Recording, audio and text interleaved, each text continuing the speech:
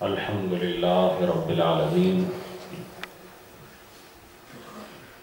والصلاة والسلام علی محمد وعلی آلہ واصحابہ اجمعین اما بعد۔ بارگاہ نبوت میں بصد عجز و انکسار ہدیہ درود و سلام پیش کریں۔ الصلاۃ والسلام علیکہ یا رسول اللہ وعلی آلکہ واصحابکہ یا رحمت للعالمین۔ حضرات، ہماری ہفتہ وار مجلس جس کے عنوان مختلف ہو سکتے ہیں، لیکن اس عنوان کے تحت بیان شریعت کا ہی ہوتا ہے۔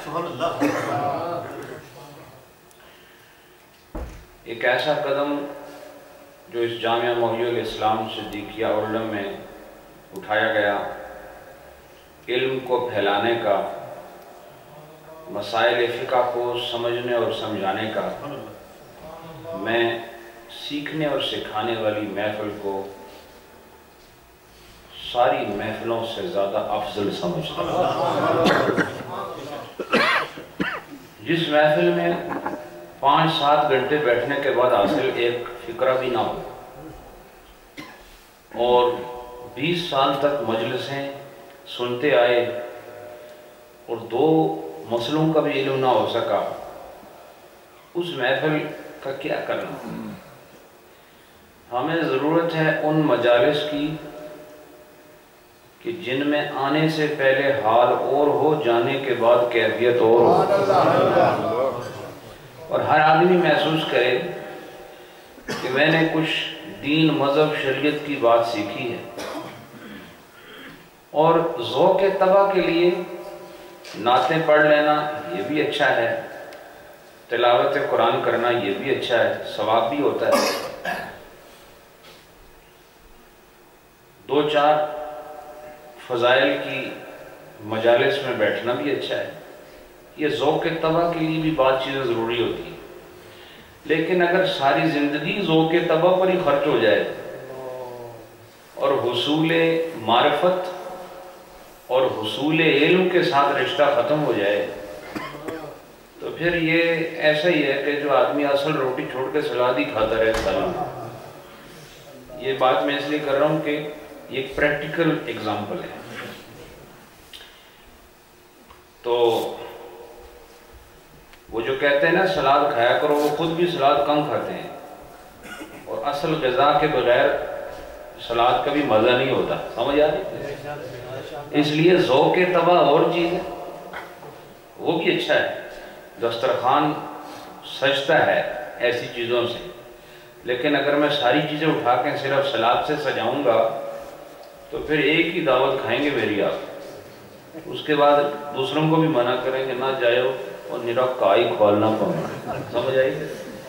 تو بات یہ ہے کہ یہ مختلف محافل میں جانا، مجلسوں میں جانا، یہ ذوق طبع کے لیے اچھی بات ہے، لیکن اس کے انتہا پر آپ سیکھتے کیا ہے؟ یہ سوال اگر میں کروں تو آپ سب لاجواب ہیں، کسی کے پاس کوئی جواب نہیں۔ تو میں سمجھتا ہوں مجلس وہی ہے جس میں آنے کے بعد انسان کو کچھ حاصل ہو جائے، وہ خود بھی کچھ حاصل کرے اور وہ لے کر دوسروں کو بھی جا کے بتائے۔ اور میں فخر سے کہتا ہوں کہ قریباً 5 سال کے عرصے میں ہم نے وہ خزانہ یہاں لٹایا ہے جو شاید ہی اس سرزمین پر اس سے پہلے آپ نے اس تسلسل کے ساتھ کہیں پایا۔ اور یہ محنت طلب کام ہے، محنت سے بھی ہوتا ہے، لیکن اللہ کا فضل جب تک شامل نہ ہو اپنی محنت سے کچھ بھی نہیں ملتا۔ تو یہ محفل جو آج کی محفل کا جو عنوان ہے، اس کے سر پر جو ٹائٹل ہے اور اس محفل کے ماتھے پر جو تاج سجا ہوا ہے اس کے اوپر بھی میلادی لکھا ہوا ہے، اور یہ مجلس میلاد کتنی پیاری ہے کہ جس میں آمد رسول کا ہم شکر ادا کرتے ہیں بارگاہ رب العالمین میں کہ اے رب تو نے کتنا کرم کیا کہ اپنا محبوب ہمیں عطا فرمایا، اپنا کریم رسول ہمیں عطا فرمایا، اپنا یکتا زمانہ نبی ہمیں عطا کیا، مقبول دو عالم نبی ہمیں عطا کیا، اور وہ جو مخلوق کا محبوب بھی ہے، خالق کا محبوب بھی ہے، اور جس کی آمد سے اندھیروں کو روشنی پانا آ گئی، اور جس کے آنے سے جن کو چلنا نہیں آتا تھا چلنا آ گیا، اور جنہیں بولنا نہیں آتا تھا بولنا آ گیا، اور جو اندھے تھے وہ بینا ہو گئے، اور جو بہرے تھے انہیں سنوائی کی قوت مل گئی، اور وہ جو مردہ ہو چکے تھے انہیں نور ایمان سے زندگی عطا کر دی۔ تو خوشی تو منانی ہے۔ وہ کون سا انسان ہے جو خوشی نہ منائے؟ حضور کی آمد پر میں نے ایک بات پتہ نہیں کہاں کہی تھی، آئی پھر یاد آ گئی ہے کہ آپ کسی بھی جماعت سے پوچھیں، یہ ریکارڈنگ ہو رہی ہے اور اس وقت لائیو ہر جگہ دیکھا بھی جا رہا ہے، جو دیکھنا چاہیں ایک لنک موجود ہے، میں پوری دنیا سے کہہ رہا ہوں کہ کسی جماعت سے پوچھو، کسی جماعت سے سوائے کافر کے جو علل اعلان کہتا ہے میرے اسلام سے تعلق نہیں، اس کے علاوہ مسلمانوں کے اندر جتنے فرقے بنے ہوئے ہیں، کسی سے پوچھو کہ آپ کو رسول اللہ کی آمد کی خوشی ہے کہ نہیں؟ کسی سے پوچھو، کوئی جرت نہیں کر سکتا کہ یہ کہے کہ مجھے خوشی نہیں، کوئی یہ جرت نہیں کر سکتا کہ جو کہے مجھے رسول اللہ کی آمد کی خوشی نہیں، یہ جرت کوئی نہیں کر سکتا۔ لیکن میں کہتا ہوں کہ جنہیں خوشی ہو وہ زبان سے کہیں کہ خوشی ہے، لیکن چہرے بھی تو خوشی کے اظہار کا ایک آلہ ہے نا، اور انسان کے عمل اور اس کے طریقے بتاتے ہیں کہ یہ آدمی خوش ہے کہ نہیں۔ تو لہذا آمد رسول کی خوشی کا اعلان ساری دنیا کرے گی، لیکن اعلان سب کریں گے، اظہار سنی ہی کرتا نظر آئے گا، سنی ہی آپ کو اظہار کرتا نظر آئے گا۔ دعویٰ کرنا آسان بات ہے، لیکن دعوے کے لیے عملی صورت پیش کرنا یہ صرف حق والوں کا نصیب ہے۔ ہم کہتے بھی ہیں کہ ہم خوش ہیں، ہمیں دیکھ کے بھی لگتا ہے ہم خوش ہیں، ہمارے دل، ہماری جان، ہمارے گھر، ہمارے گلی کوچے، ہماری مسجدیں، ہمارے محراب و منبر یہ بتاتے ہیں کہ ہم آمد رسول پر خوش ہیں، اور یہی اصل خوشی ہوتی ہے جو اندر چھپی ہوئی نہیں ہوتی بلکہ حقیقت بن کے سامنے آ جاتی۔ لیکن اس خوشی کا مقصد اگر صرف 2 گھنٹے بیٹھنا ہے تو یہ بھی ناکافی ہے۔ اس خوشی کا اصل نتیجہ یہ ہونا چاہیے کہ جس کی آمد پر آپ خوش ہیں، مثال کے طور پر میں آپ کو ایک مثال دیتا ہوں، آپ بچے کی شادی کرتے ہیں تو آپ خوش ہوتے ہیں؟ بولو نا۔ جو خود ابھی بچے ہیں ان کو نہیں پتا، جو شادیاں کرا چکے ہیں اپنے بچوں کی، میں ان سے کہہ رہا ہوں، ان مرحلوں سے گزرے ہیں تو خوش ہوتے ہو کہ ہم نے اپنے بچے کی شادی کرنی ہے۔ تو خوشی کس بات کی ہے؟ خوشی اس بات کی ہے کہ آپ کے گھر میں ایک اور آدمی آنے والا ہے، ایک بچی آنے والی ہے، اور آپ کی اس بچی سے امیدیں وابستہ ہیں۔ تو اگر خوشی تو کر لی، لیکن وہ بچی آئی تو اس نے سب کو تگنی کا ناچ نچا دیا، سمجھ آئی کہ نہیں؟ اور ناکوں چنے چبوا دیے، میں آپ لکھنؤ والی اردو بول دیتا ہوں جی۔ اور مجھے بتاؤ پھر وہ جو آپ 2-4 دن 1 ہفتہ خوشیاں کرتے رہے، اس کے بعد بھی خوشی کرو گے؟ نہیں کرو گے۔ تو خوشی کون سی ہوتی ہے؟ خوشی وہ ہوتی ہے جو جہاں سے شروع ہو وہاں سے لے کے آخر تک خوشی ہی خوشی ہو۔ بات سمجھ آئی کہ نہیں؟ خوشی کون سی ہوتی ہے؟ وہ جو ابتدا سے انتہا تک خوشی ہو. اور میں نے دیکھا ہے ہم دنیا میں جن چیزوں پر خوشیاں مناتے ہیں وہ بعد میں دکھ دیتی ہیں. ایک رسول کی ذات ہے، وہ جب سے آئے ہیں خوشیاں ہی دے رہے، انہوں نے دکھ نہیں دیا ہے، بلکہ وہ جب اس ظاہری دنیا میں تب بھی خوشیاں ہی بانٹتے رہے ہیں. اب جب عالم میں برزخ میں آئے ہیں اب بھی خوشیاں دے رہے ہیں، کیونکہ ہمارے اعمال ان کے سامنے پیش کیے جاتے ہیں. اور آپ اعمال دیکھ کر جہاں کمی ہو خامی ہو اپنی دعاؤں سے پورا کر دیتے ہیں. یہ میں کوئی ڈرامہ نہیں بتا رہا ہوں آپ کو، میں حدیث کے ترجمے اپنے لفظوں میں پیش کر رہا ہوں. تو وہ نبی جو ہر وقت خوشی دے اس کی خوشی نہ مناؤ. اور تیرے بیٹے کی شادی ہو تو خوشی منائے، اور جو تیرے گھر میں آ کے پھر دم کر دے ناک میں اور پورے گھر کو مصیبت میں ڈال دے تو تیری وہ خوشی بہت جلدی رام ہو جاتی ہے، بہت جلدی ختم ہو جاتی ہے. وہ سارے جوش خروش ٹھنڈے پڑ جاتے ہیں، وہ ساری محبتیں نفرتوں میں بدل جاتی ہیں. اور ایک عورت آ کے پورے گھر میں نا اتفاقی اور بہت ساری ایک غیر یقینی صورتحال اور بڑی افراتفری کے ماحول کو جنم دیتی ہے، اور وہ خوشیوں کا بھرا ہوا گھرانہ مصیبتوں کی آماجگاہ بن جاتی ہے.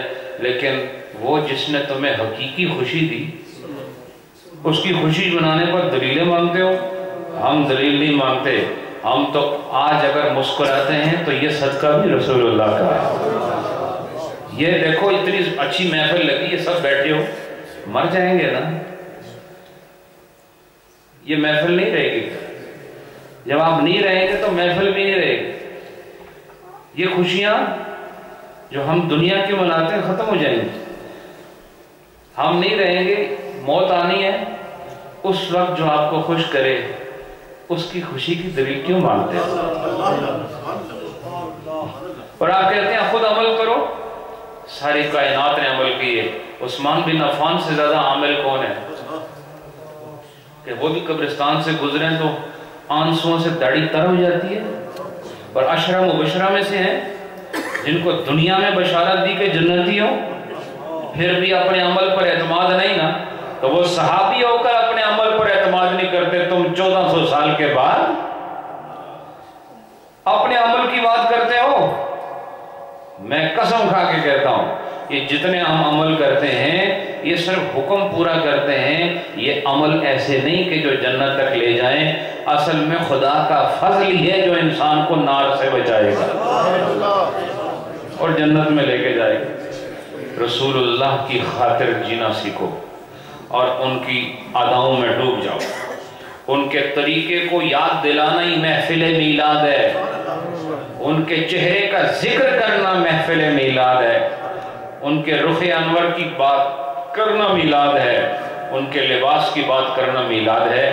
اس میں کسی کو دلیل چاہیے تو پھر اس کے لیے کوئی دلیل نہیں، وہ یوم آخرت کا انتظار کرے.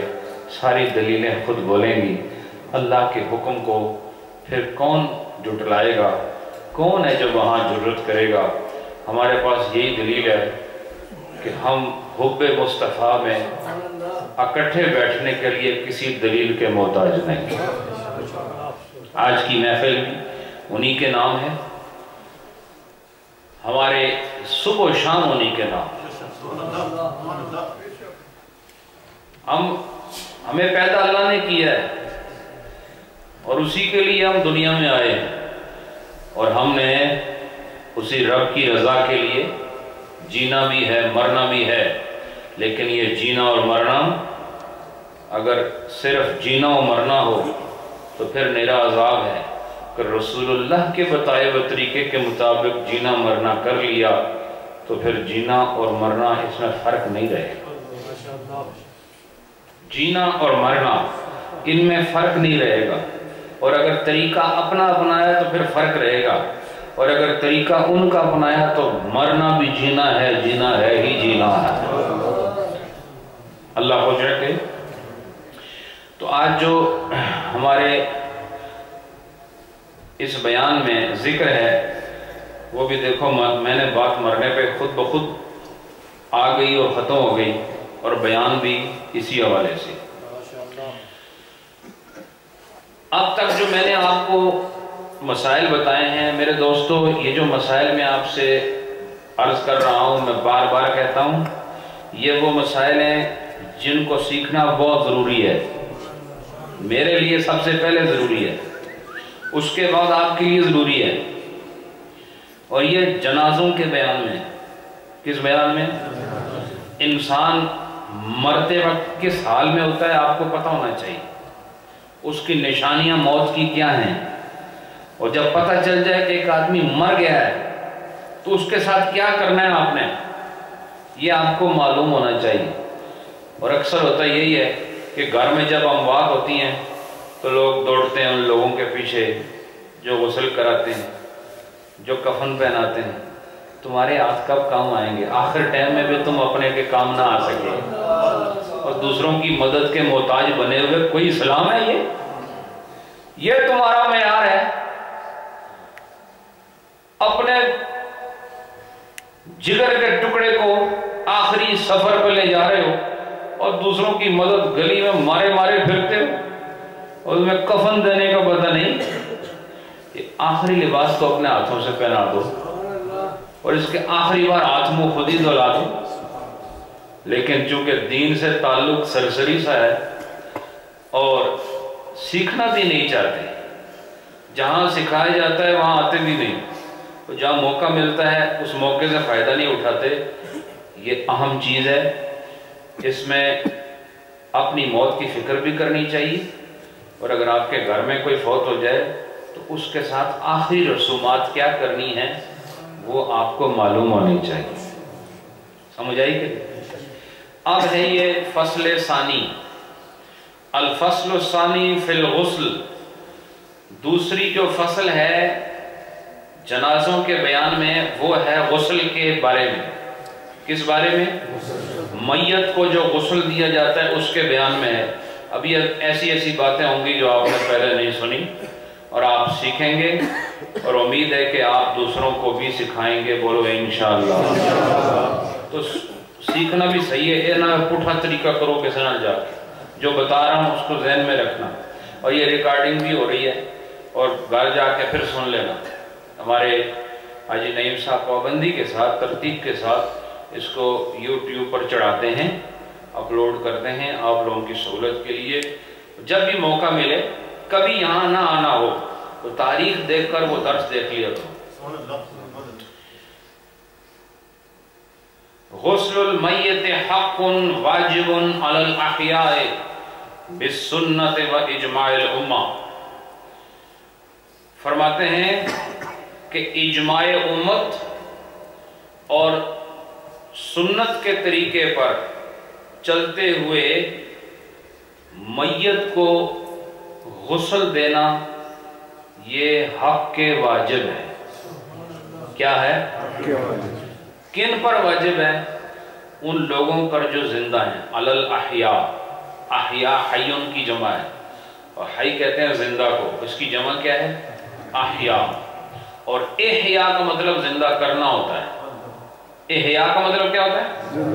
زندہ کرنا، اور زندہ کرنے والے کو محیی کہتے ہیں۔ کیا کہتے ہیں؟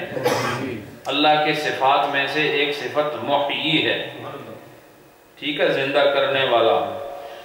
تو زندوں پر یہ حق کے واجب ہے میت کے لیے کہ وہ اس کو غسل دیں، اور فرمایا وَلَكِنَّ إِذَا قَامَ بِهِ الْبَعْضُ سَقَطَ عَنِ الْبَاقِيِّينَ، کہا کہ جب بعض لوگوں نے غسل دے دیا تو جتنے بھی باقی زندہ ہیں ان سب سے یہ حکم ثابت ہو جاتا ہے، یعنی باقی سب بری و ذمہ ہو جاتے ہیں جب کچھ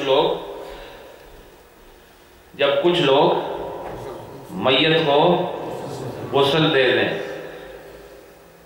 اب دیکھو یہاں پر یہ حکم ہے زندوں کے لیے کہ وہ مردے کو غسل دیں گے، یہ مردے کا حق ہے آپ پر۔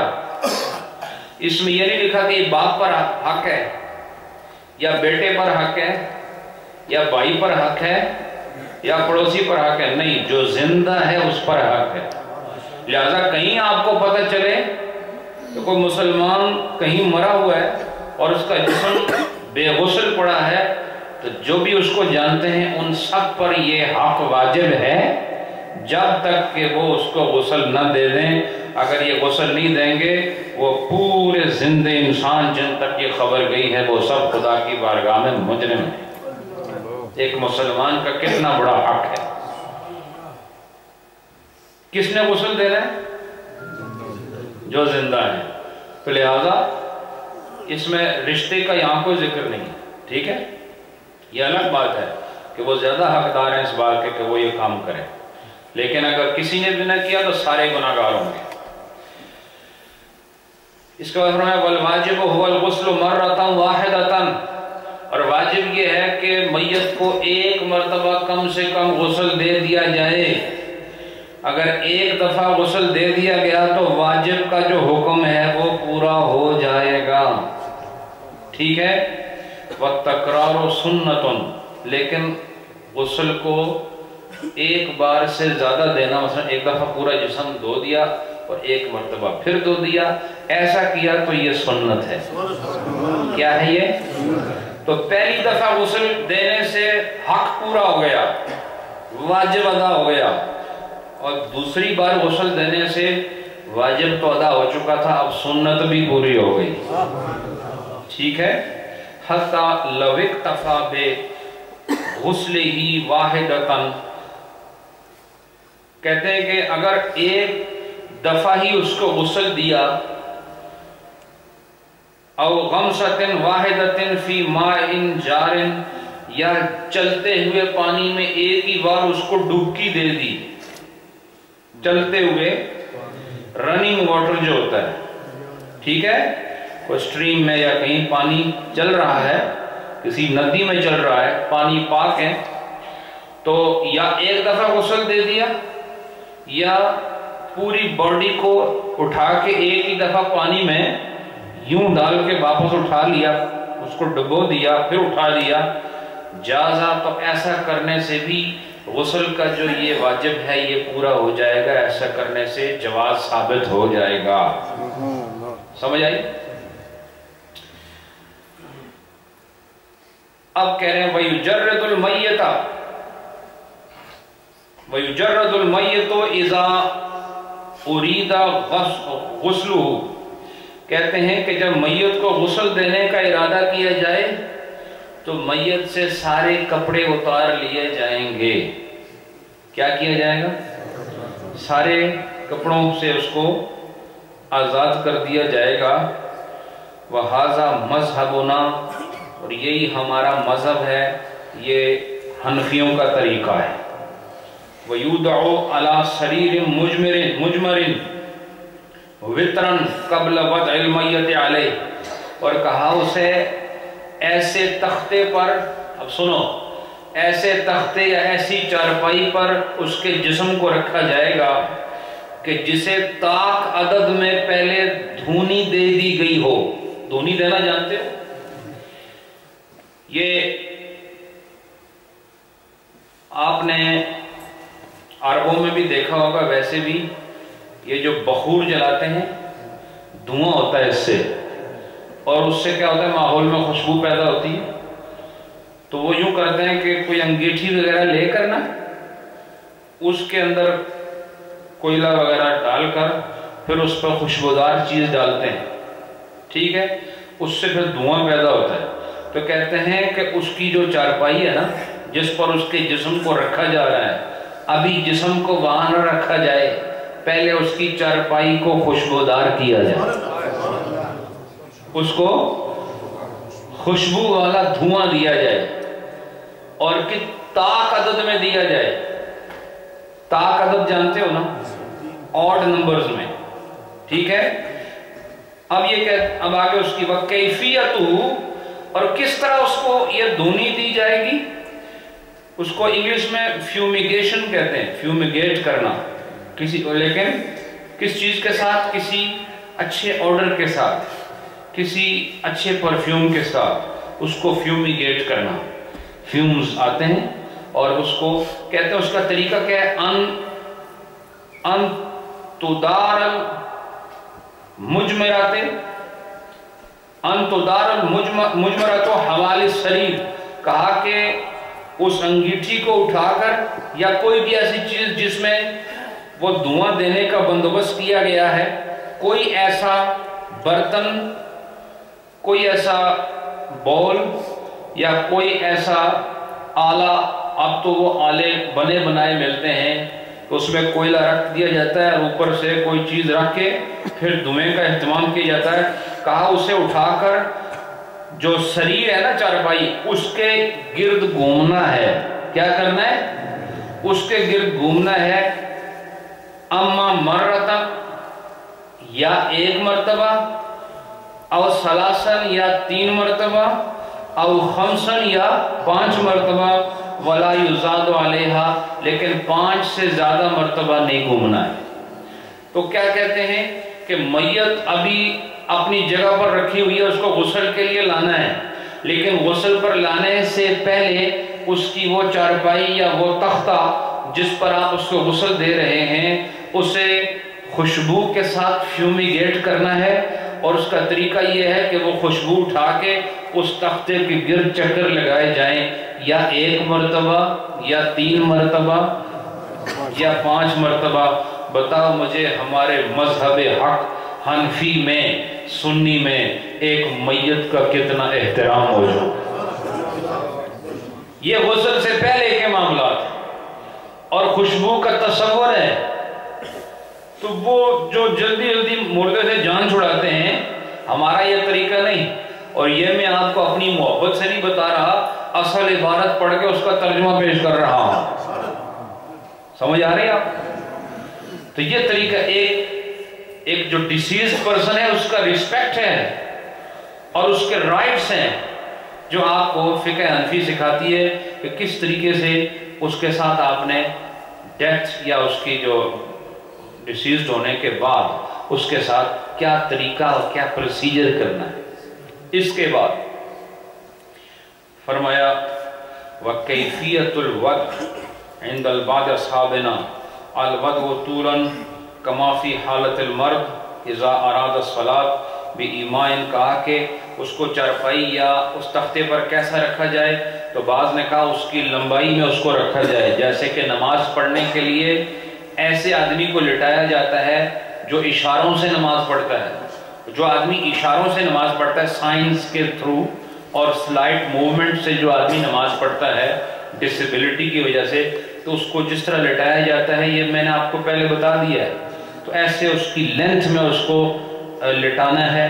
اور بعض نے کہا وَمِنْهُمْ مَنِ اخْتَارَ الْوَضْعَ كَمَا يُوضَعُ فِي الْقَبْرِ، اور بعض نے کہا نہیں، اس کو ایسے لٹائیں تختے پر جیسے قبر میں لٹایا جاتا ہے، لیکن وہ کہتے ہیں وَالْأَصَحُّ، لیکن سب سے زیادہ صحیح قول یہ ہے أَنَّهُ يُوضَعُ كَمَا تَيَسَّرَ، جیسے بھی آسانی ہو ویسے اس کو لٹا دو۔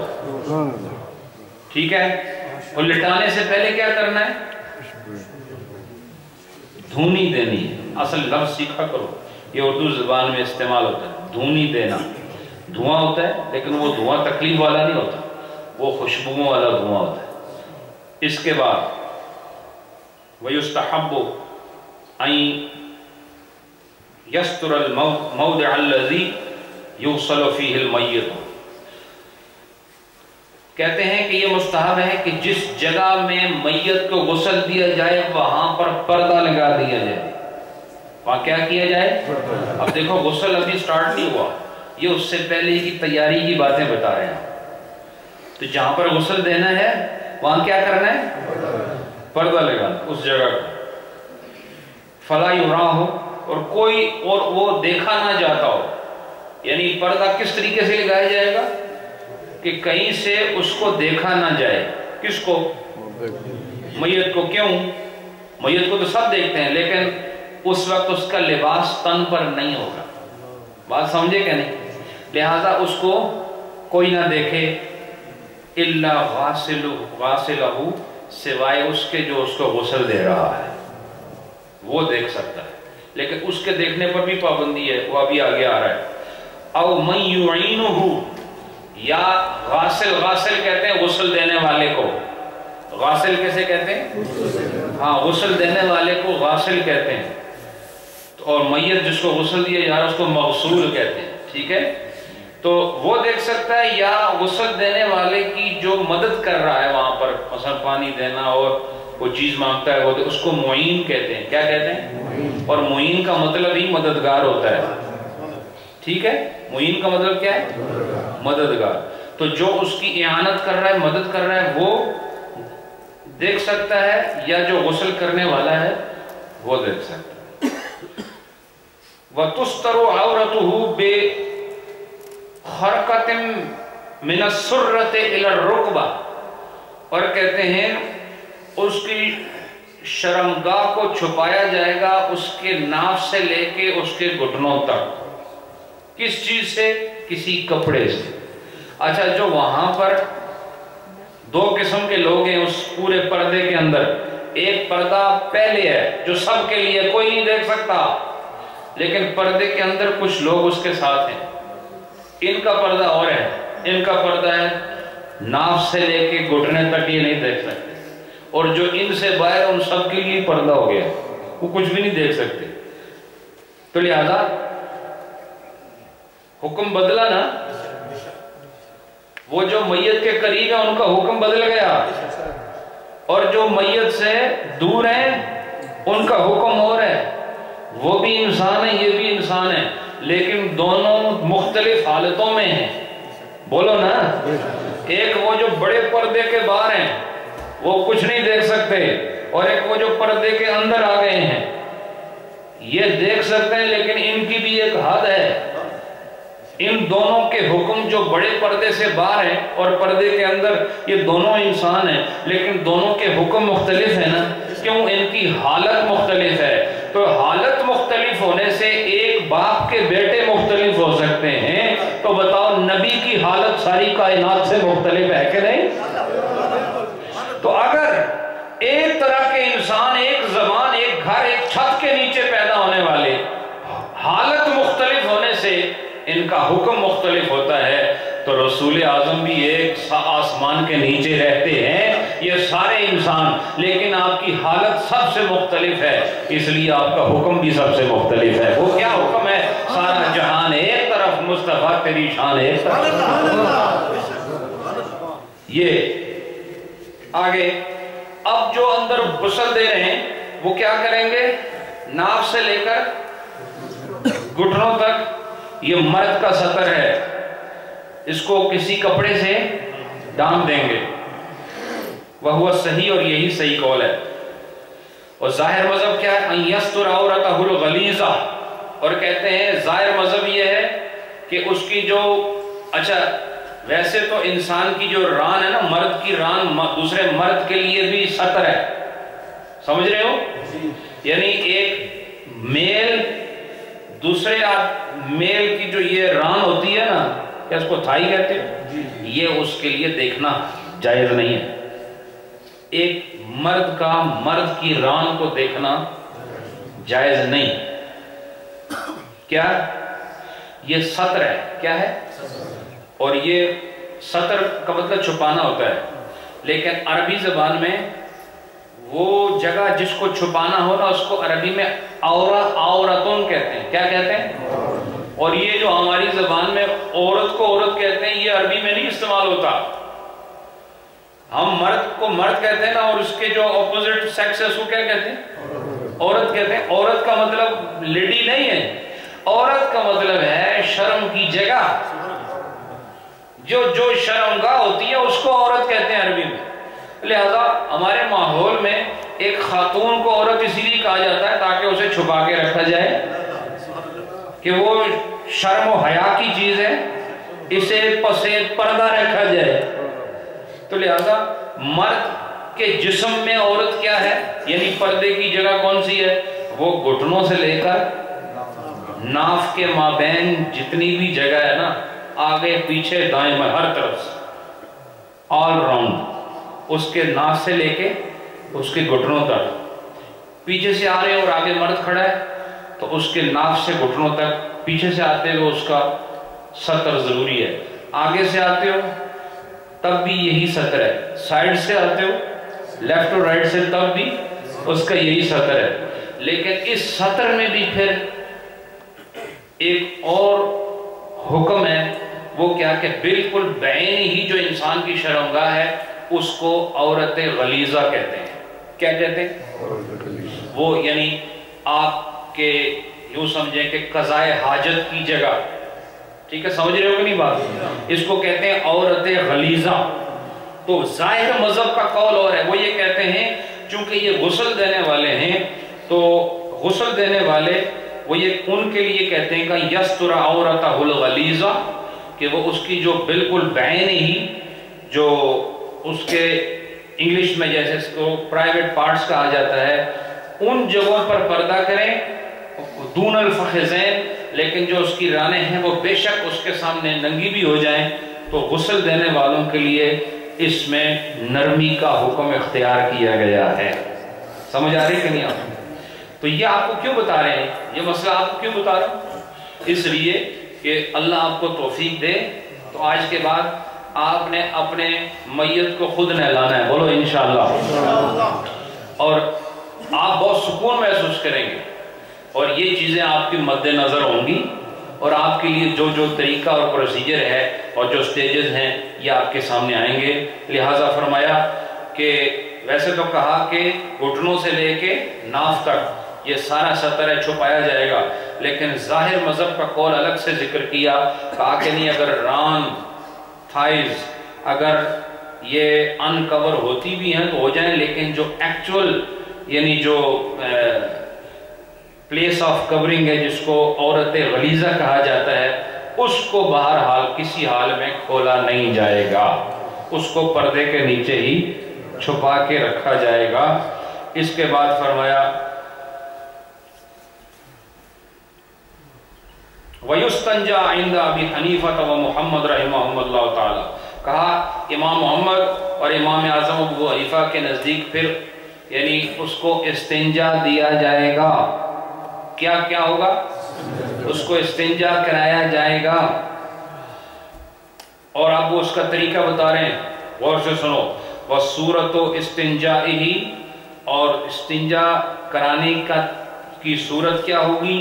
أَن يَلُفَّ الْغَاسِلُ عَلَى يَدَيْهِ خِرْقَةً، کہا کہ جو غسل دینے والا ہے وہ اپنے ہاتھ پہ کوئی کپڑا لپیٹ لے. ٹھیک ہے، غاسل کیا کرے؟ اپنے ہاتھ پہ کپڑا لپیٹ لے. وَيَغْسِلُ السَّوْءَةَ، اور پھر شرمگاہ کو دھوئے. شرمگاہ کو دھوئے لیکن پردے میں لِأَنَّ مَسَّ الْعَوْرَةِ حَرَامٌ. یہ کیوں کہا کہ وہ ہاتھ پہ کپڑا لپیٹے؟ اس لیے لِأَنَّ الْمَسَّ الْعَوْرَةُ حَرَامٌ، اس لیے کہ شرمگاہ کو چھونا حرام ہے.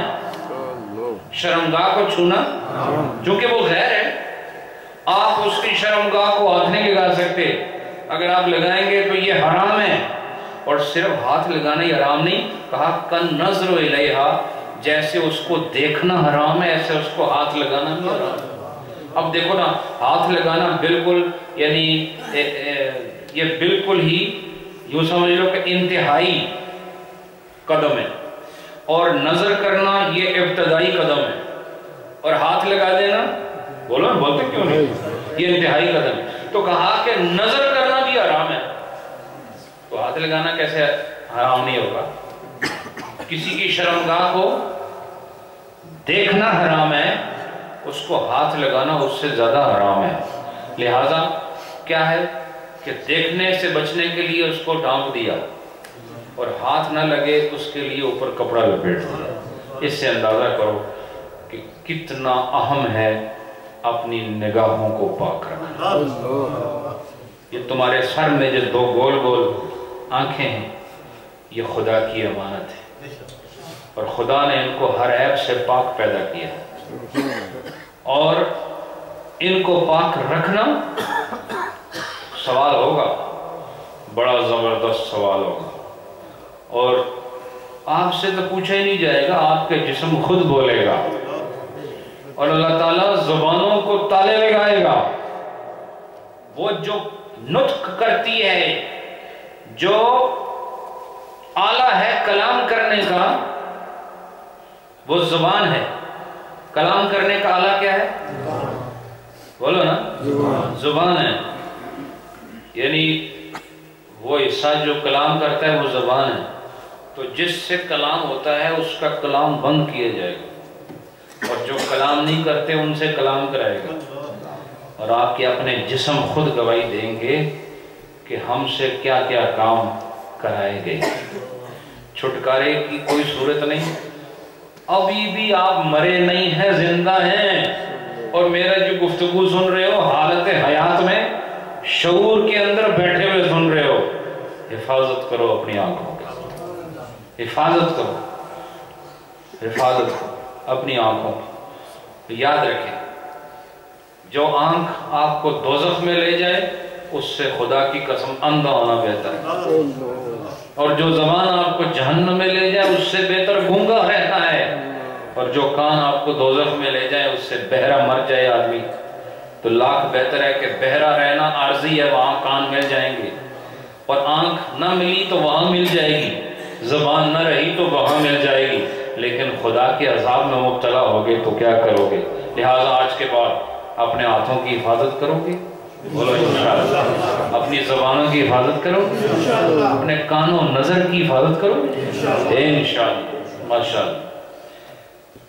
اب کہا کہ امام اعظم ابو حنیفہ اور امام محمد کے نزدیک میت کو نہلانے سے پہلے کیا کیا جائے گا؟ بولو، استنجا کرایا جائے. کیا کرایا جائے؟ اور استنجا کرانے کے لیے کیا وہ شرمگاہ کو ہاتھ لگا سکتا ہے؟ کیونکہ استنجا ہوتا ہی شرمگاہ کا ہے، سمجھ آئے؟ تو پھر کیا کریں گے؟ ہاتھوں سے کپڑا اس طرح لپیٹو گے کہ ہاتھوں کو شرمگاہ کا احساس، فیلنگ نہ ہو. چونکہ یہ جو سینس آف ٹچ ہی بتاتا ہے نا یہ کس سرفیس پہ آپ کا آتا ہے، تو وہ کپڑا اس طرح لپیٹو تاکہ وہ فیلنگ ہو ہی نہیں کہ آپ کا ہاتھ کس شرمگاہ پر گیا کہ نہیں. عقل کہے گی کہ شرمگاہ پر استنجا ہو رہا ہے، لیکن ہاتھ کو محسوس نہیں ہونا چاہیے. سمجھ آئی؟ یہ ہے بات. اس کے بعد وَلَا يَنْظُرُ الرَّجُلُ إِلَىٰ فَخِذِ الرَّجُلِ. اب یہ تو بتا دیا کہ اس کے جو رانیں ہیں وہ کھلی رہیں گی. اصل پردہ تو ران کو بھی چھپانا چاہیے، لیکن کہا کہ ران اگر کھلی بھی ہے تو غسل دینے والا اس کی ران کو نہیں دیکھے گا، اس کی ران کو نہیں دیکھے گا. عند الغسل، غسل کے وقت. میت ہے، دیکھو وہ نہ دیکھتی ہے نہ آپ کو سنتی ہے بظاہر، نہ وہ آگے سے حرکت کرتی ہے، لیکن آپ دیکھتے بھی ہیں، آپ سنتے بھی ہیں، آپ محسوس بھی کرتے ہیں. تو وہ آپ یاد کریں کہ حضرت عائشہ صدیقہ رضی اللہ تعالیٰ عنہا وہ یوں ہی جب باہر تشریف لائیں تو ایک نابینا صحابی تھے. تو آقا علیہ السلام نے ان کو منع کیا کہ آپ یہاں کیوں تشریف لائی ہیں؟ تو آپ نے کہا کہ اس کو نظر نہیں آتا. تو آپ نے کہا تمہیں تو نظر آتا ہے. او کما قال نبی صلی اللہ علیہ وسلم. آج کل جو میری اور آپ کی حالت ہے، یہ ہمارے جو پردے کے معاملات ہیں، آپ اس پر اگر غور کریں تو ہم یعنی لیول ہوتے ہیں نا، 1 2، ایک آخری لیول 0 ہی ہوگا. تو ہم 0 سے نیچے کو لیول نہیں جو میں عرض کروں، ہم اس لیول میں بیٹھے ہوئے اس حوالے سے. اور اس کی وجہ کیا ہے؟ کہتے ہیں جی برطانیہ میں سختی ہے. میں اس کو نہیں مانتا، اس لیے یہ سختی تو آپ کو اس وقت محسوس ہوتی ہے جب آپ کی بچی جوان ہو جاتی ہے، اور آپ اپنی بچی کا لباس دیکھو، آپ کے سامنے اگر وہ جینز پہنتی ہے اور وہ جوانی کے قریب ہے. وہ وقت کہاں گیا جب اس کو آنکھ کھولنا بھی نہیں آتی تھی، اس کو بولنا بھی آپ نے سکھایا، اس کو چلنا نہیں آتا تھا اسے چلنا بھی آپ نے سکھایا. ایسا ہے کہ نہیں؟ کپڑے پہننا ماں باپ سکھاتے ہیں، تو یہ شرم و حیا کون سکھائے گا؟ یہ بھی تو آپ نے سکھانی ہے. وہ قانون تو بعد میں اس پر حرکت کرے گا. پہلے جو آپ ماں باپ کے ہاتھ میں وہ 4-5 سال رہا، اس میں عادات منتقل نہیں ہو سکتی. نہیں، آپ اور ہم نے اس طرف سوچا ہی نہیں. اور یاد رکھیں بچوں کے اندر ماں باپ کی پوری حالت نظر آتی ہے. بچے اچھے ہوں تو ماں باپ کے اچھے ہونے کی دلیل ہے. اور اگر آپ نے اپنے گھر میں یہ ماحول نہیں بنایا، میں قسم کھا کے کہتا ہوں کہ میں اپنی کوشش بتاتا ہوں کہ میں نہیں دیکھ سکتا کہ ایک 4 سال کی بچی بھی اگر پتلون پہنتی ہے نا، میرا ضمیر اس کو گوارا نہیں کرتا، کیونکہ مجھے وہ 4 سال نظر نہیں آ رہے، اگلے 10 سال کا منظر مجھے نظر آتا ہے. لیکن اگر 4 سال والی کو آپ نے کپڑے صحیح پہنانا شروع کر دیے تو 10 سال بعد بھی وہ اسی عادت پر قائم رہے گی. ساری غلطی میری اور آپ کی ہے. ٹھیک ہے؟ میں اپنا نام اس لیے لے رہا ہوں، میری تو کوئی بچی نہیں ہے تاکہ آپ برا نہ مانیں، اس لیے میں اپنا نام آپ کے ساتھ استعمال کر رہا ہوں کہ ضرورت اس بات کی ہے کہ اگر آپ شرم و حیا پیدا کرنا چاہتے ہیں تو وہ 12-13 سال کی عمر ہو جائے پھر نہیں پیدا ہوتی، یہ اول دن سے ہی شروع ہو جاتی ہے. اب یہ میں نے آپ کو یہ میت کے احکام میں یہ سارے مسائل اس لیے بتا رہا ہوں کہ آپ کی اولاد کے بارے میں بھی آپ سے سوال ہوگا کہ وہ بد کردار ہو جائے آپ کی وجہ سے، اور اس کا لباس اچھا نہ ہو، اس کی گفتگو اچھی نہ ہو، اس کو اٹھنے بیٹھنے پر آپ کی نظر نہ ہو، تو اس میں آپ سے پورا سوال کیا جائے. اب یہ کہتے ہیں کہ اس کے ران کو دیکھ سکتا ہے غسل دینے والا؟ نہیں دیکھ سکتا. ماشاءاللہ. اچھا، اس کے بعد وَقَذَ الْمَرْأَةُ، اسی طرح عورت لا تنظر الى فخذ المرأة، عورت بھی عورت کی ران کو نہیں دیکھ سکتی ہے. دیکھو یہ ہمارا مذہب ہے، اسلام ہمارا دین ہے، یہ احکام میرے اور آپ کے لیے. تو عورت کے ران کو نہیں دیکھ سکتی اور مرد کی ران کو نہیں دیکھ سکتی. ثم یودع وضوءا للصلاۃ، کہا پھر اس کو وہ وضو کرایا جائے گا جو نماز کے لیے کرایا جاتا ہے. کیسا اس کو وضو کرایا جائے گا؟ نماز. اب یہ سارا آپ بتا رہے ہیں آپ کو تفصیل سے، ابھی آپ کو بتایا انہوں نے استنجا کرنا. ٹھیک ہے؟ تو پھر فرمایا الا اذا کان صغیرا، الا اذا کان صغیرا لا یصلی فلا یوضع. کہتے ہیں اگر وہ چھوٹا بچہ ہو یا بچی ہو جو نماز پڑھتی نہیں تھی، کیونکہ اس پر نماز فرض نہیں تھی، تو اس کو وضو نہیں کرایا جائے. یہ اس میت کو وضو بھی کرایا جائے گا جو نماز پڑھنے کے قابل تھا. اور وہ کون تھا؟ بالغ مرد یا بالغ عورت. اب سمجھ آ گیا آپ کو؟ اب یہ مسئلہ آپ کو پہلے پتا ہے؟ نہیں پتا. اس لیے کہ آپ سب کے لیے ایک ہی طریقہ ہے. تو استنجا تو سب کو کرایا جائے گا، لیکن استنجا کے بعد وضو کرانے کے مرحلے میں دیکھا جائے گا یہ بالغ ہے یا نابالغ. اگر بالغ ہے تو پھر وضو کرایا جائے گا، اور نابالغ ہے تو وضو. اب وضو کا طریقہ بتا رہے ہیں، ٹھیک ہے؟ اس کو غور کرو. وَيُبْدَأُ بِغُسْلِ وَجْهِهِ لَا بِغُسْلِ الْيَدَيْنِ. اب یہ دیکھو وضو کیسے شروع ہوتا ہے. جب آپ وضو کرتے ہو کس طرح شروع کرتے ہو؟ پہلے کیا دھوتے ہو؟ ہاتھ دھوتے ہو. لیکن میت کا وضو مختلف ہے. کہہ رہے ہیں سب سے پہلے اس کا چہرہ دھونا ہے. اب یہ یاد رکھنے والی بات ہے، یاد رکھنے والی بات کہ یبدأ بغسل وجهه لا بغسل الیدین، کہ اس کا وضو شروع کرایا جائے گا چہرے کے دھونے سے، نہ کہ ہاتھوں کے دھونے سے. ہاتھ نہیں دھوئے جائیں گے، پہلے چہرہ دھویا جائے گا. وَيُبْدَأُ بِالْمَيَامِنِ مِنْ اعْتِبَارِ بِمَا لَوْ اغْتَسَلَ فِي حَيَاتِهِ. کہا پھر اس کو دائیں جانب سے شروع کرایا جائے گا. یہ سارا کام دھونے کا جتنا بھی ہے نا، یہ کہاں سے شروع ہوگا؟ دائیں جانب سے. جیسے کہ زندگی میں وہ غسل کیا کرتا تھا نا، یا جیسے زندگی میں وہ آزاد ہوتا تھا تو کس طرف سے شروع کرتا تھا؟ دائیں طرف سے. غسل میت ہے اس میں بھی یہ دائیں طرف سے اعضاء کو پہلے دھونے والا جو طریقہ ہے وہ وہاں قائم اور دائم رہے گا. اب فرمایا ولا یمدمد ولا یستنشق، نہ ہی منہ میں کلی کرائی جائے گی، نہ ہی ناک میں پانی ڈالا جائے گا، نہ ہی کلی کرائی جائے گی اور نہ ہی ناک میں پانی ڈالا جائے گا۔ اچھا جب نہیں کرایا جائے گا تو پھر بعض نے اس کا حیلہ بتایا، طریقہ بتایا۔ وَمِنَ الْعُلَمَاءِ، اور علماء میں سے بعض وہ ہیں من قالا جنہوں نے یہ فرمایا يَجْعَلُ الْغَاسِلُ عَلَىٰ إِصْبَعِهِ خِرْقَةً رَقِيقَةً، کہا کہ غسل دینے والا اپنے ہاتھ پر باریک قسم کا کپڑا لپیٹ لے گا۔ کیا کرے گا؟ باریک قسم کا کپڑا لپیٹے گا۔ وَيَدْخُلُ الْإِصْبَعُ فِي فَمِهِ، اور پھر وہ ہاتھ کی جو انگلی ہے نا جس پر کپڑا لپٹا ہوا ہے وہ اس کے منہ میں داخل کرے گا۔ کیا کرے گا؟ اس کے منہ میں داخل کرے گا۔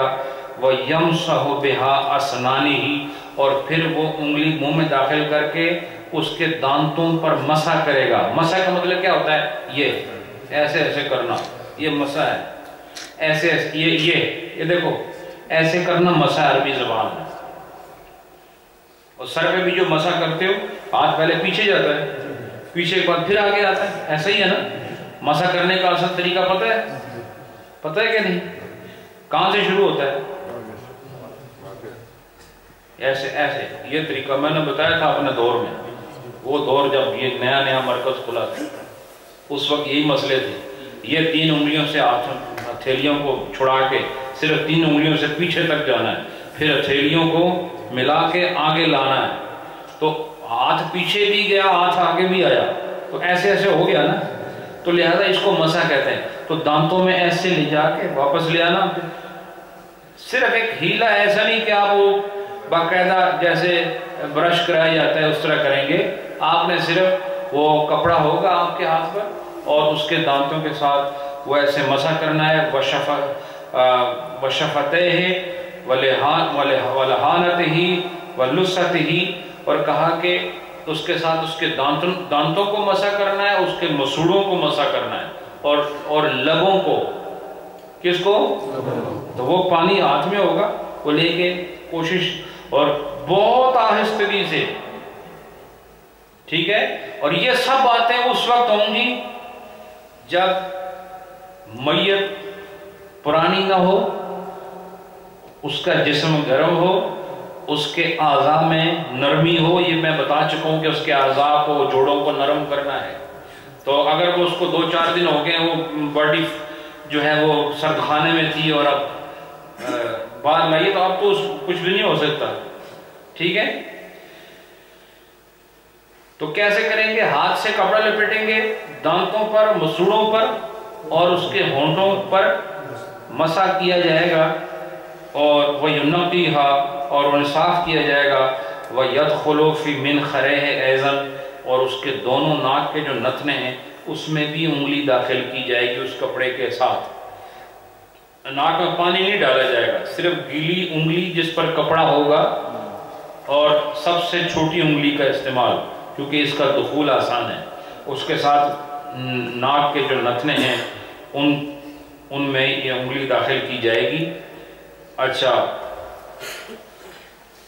پھر فرمایا ایضاً قال شمس الائمہ الحلوانی وعلیہ عمل الناس اليوم، کہتے ہیں کہ آج کے دن میں، یعنی اس ماحول میں لوگوں کا اسی پر عمل ہے، یعنی اس دور میں بھی یہ بتا رہے ہیں کہ یہ کئی سو سال پہلے اسی طریقے سے میت کو وضو کرایا جاتا ہے۔ وَاخْتَلَفُوا فِي مَسْحِ رَأْسِهِ، اور اس کے سر کے مسح میں اختلاف ہے، سر کے مسح میں اختلاف ہے۔ وَالصَّحِيحُ، صحیح قول یہ أَنَّهُ يُمْسَحُ رَأْسُهُ وَلَا يُؤَخِّرُ غَسْلُ رِجْلَيْهِ، کہا کہ اس کے سر کو مسح بھی کیا جائے گا اور اس کے پاؤں کے دھونے کا جو کام ہے اس کو لیٹ نہیں کیا جائے گا کہ آخر میں دھوئیں گے، نہیں، پاؤں بھی ساتھ ہی دھوئے جائیں گے، پاؤں بھی۔ تو لہٰذا اس کا وضو کیا ہے؟ اب سنو، میت کا وضو کیا ہے؟ اگر وہ نابالغ ہے تو وضو ہے، اگر بالغ ہے تو وضو کیا ہے؟ وہ سب سے پہلے اس کے چہرہ دھو، سب سے پہلے چہرہ دھو، پھر اس کے منہ میں یعنی ہاتھ پر کپڑا ہوگا، کوئی بالکل باریک سا کپڑا، وہ کپڑا گیلا ہوگا، پانی آپ نے اس پر ڈالا ہوگا، اس کے ذریعے اس کے منہ میں انگلی داخل کر کے مسوڑوں اور دانتوں کو صاف کیا جائے گا، اس کے ہونٹوں کو صاف کیا جائے گا، اور اس کے بعد کیا کیا جائے گا، اس کی ناک میں وہ تر انگلی جس سے کپڑا لپیٹا ہوا ہے وہ داخل کی جائے گی، اور اس کے بعد اس کے سر کو مسح بھی کرایا جائے گا، اور اس کے دونوں پاؤں کو دھویا جائے گا۔ یہ ہو گیا میت کا وضو، ٹھیک ہے، اس میں ہاتھ نہیں ہے، ٹھیک ہے۔ اس کے بعد فرمایا والغسل بالماء الحار افضل عندنا، اور کہتے ہیں ہمارے نزدیک گرم پانی سے غسل کرانا افضل ہے، گرم پانی سے غسل کرانا بولو افضل ہے۔ تو مجھے بتاؤ جو مر گیا اور ٹھنڈے گرم کی کیا ضرورت ہے؟ آپ نے وہ اس کو فریج میں رکھا ہوا تھا، فریزر میں، کیا فریزر کہتے ہیں، اس میں رکھا ہوا تھا، لیکن وہ جو آپ کے بس میں ہے وہ آپ کے بس میں ہے، جو آپ کے بس میں نہیں ہے وہ آپ کے بس میں نہیں ہے۔ جب وہ آپ کے ہاتھ میں آیا، آپ وہ کرو جس سے مردے کی تکریم ہوتی ہے، مرنے والے کی جس میں عزت ہے اور مرنے والے کے لیے جس میں سہولت ہے، اور وہ کیا کہ گرم پانی، گرم سے مراد نیم گرم، ہاٹ نہیں ہو، وارم ہو، ٹھیک ہے۔ تو وہ اس پانی سے غسل کرانا کیا ہے بولو افضل ہے۔ اچھا وَيَغْلِ الْمَاءَ بِالسِّدْرِ أَوْ بِالْحَرْبِ، اور کہا کہ پانی میں یہ جو بیر کے یہ پتے ہیں، سدرے سے کہتے ہیں، بیری کے پتے اور اشنان ایک قسم کی خوشبودار گھاس ہے، یا وہ یا بیری کے پتوں کو پانی میں جوش دیا جائے، کیا کیا جائے، یعنی اس کو ابالا دیا جائے تاکہ بیری کے پتوں کے اثرات جو ہیں یا اشنان جو گھاس ہے اس کی جو خوشبو ہے یا بیری کے پتوں میں جو تاثیر ہے وہ پانی میں اتر آئے، پھر وہ پانی نیم گرم جب رہ جائے پھر اس سے غسل کرایا جائے۔ مجھے بتاؤ کتنی تکریم ہے کہ پہلے جس بیڈ پر لٹایا جا رہا ہے اس کو بھی خوشبودار کیا جائے، پھر جس پانی سے دھویا جا رہا ہے اس کو بھی خوشبودار کیا جائے۔ یہ سب علامتیں ہیں ایک میت کے ساتھ تعلق داری کی۔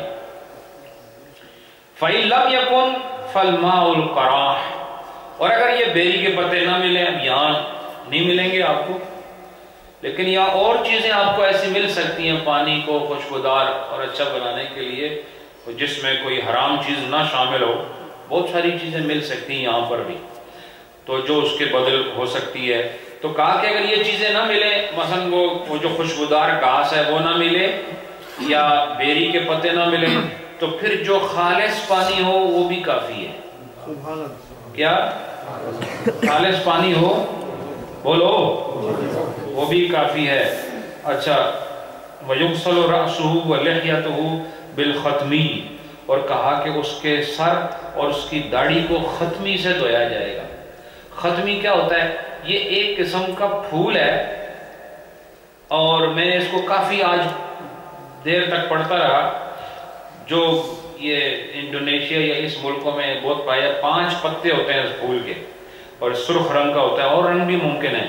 تو یہ اس کے ساتھ کوئی ایسا مکسچر بنایا جاتا تھا اس دور میں جن سے زندگی میں بھی بالوں کو دھویا جاتا تھا، چونکہ اس سے بالوں میں خوشبو چمک پیدا ہوتی تھی، تو ایک خاص قسم کا پیسٹ بنا کے اس سے بالوں کو دھونا یہ بہت پرانے طریقے سے رائج ہے، ٹھیک ہے۔ تو فرمایا کہ اس کے ساتھ اب یہ پھر خوشبو کی بات آ گئی، وَإِن لَمْ يَكُنْ فَالصَّابُونُ، اور اگر وہ نہ ملے تو پھر صابن استعمال کرو، وہ نہ ملے تو صابن استعمال کرو، وَنَحْوُهُ، یا اس جیسی کوئی اور چیز استعمال کرو صابن کی طرح، لِأَنَّهُ يَعْمَلُ عَمَلَهُ، اور اس لیے کہ صابن بھی وہی کام کرتا ہے جو ختمی کرتا ہے، یعنی جو وہ جو پیسٹ بنایا جاتا تھا پہلے، وہ جو کام کرتا تھا وہی کام صابن بھی کرے گا، یعنی میل بھی چھڑائے گا اور خوشبو بھی پیدا کرے گا۔ سمجھ آئی کہ نہیں؟ ھذا اذا کان فی رأسہ شعر، یہ اس وقت ہے جب اس کے بال ہوں. کیا؟ اگر بال ہی نہ ہو تو اڈے تو ہے ہی نہیں ہے. سمجھ آئی کہ نہیں؟ ادھے مدھے بال ہے ہی کوئی نہیں. تو اگر بال نہ ہو تو پھر یہ مسئلہ نہیں ہے کہ آپ ان چیزوں کا بندوبست کریں. بحالت الحیات، اعتبار بحالت الحیات، اس کی حالت زندگی پر اعتبار کرتے ہوئے، یعنی حالت زندگی پر اعتبار کرتے ہوئے کا مطلب کیا ہے کہ وہ جب زندہ تھا تو بالوں کو دھوتا تھا خوشبودار چیزوں سے، اور اگر بال نہیں ہے تو پھر وہ بھی نہیں دھوئے گا. مثلا جس کے سر میں ایک بال بھی نہیں، وہ شیمپو کا استعمال وہ نہیں کرتا. بولو نا، یہ کرتا ہے. تو وہ زندگی میں حالت حیات کا اعتبار کا مطلب یہ ہے کہ جس طرح وہ زندگی میں اپنے بالوں کے لیے استعمال کرتا تھا، بعد مرگ بھی اس کے غسل میں وہی چیز استعمال کی جائے. ٹھیک ہے؟ یہ بات سمجھ آئی کہ نہیں؟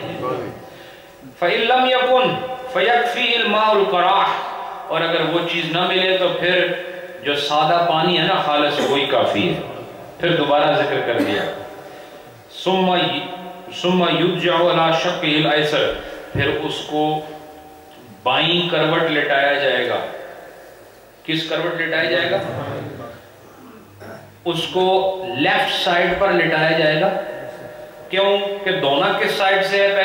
یہ پہلے بتا دیا. تو دائیں سائڈ دھونے کے لیے بائیں طرف کرنا پڑے گا نا. بات سمجھے گا نہیں؟ تو لہذا چونکہ سٹارٹ آف جو واشنگ پروسیس ہے تو وہ کہاں سے کرنا ہے؟ باڈی کو جو واش کرنا ہے اور رائٹ سے کرنا ہے نا. تو رائٹ سے کرنے کے لیے اس کو ہم نے لیفٹ سائڈ پہ موو کرنا ہے. ٹھیک ہے؟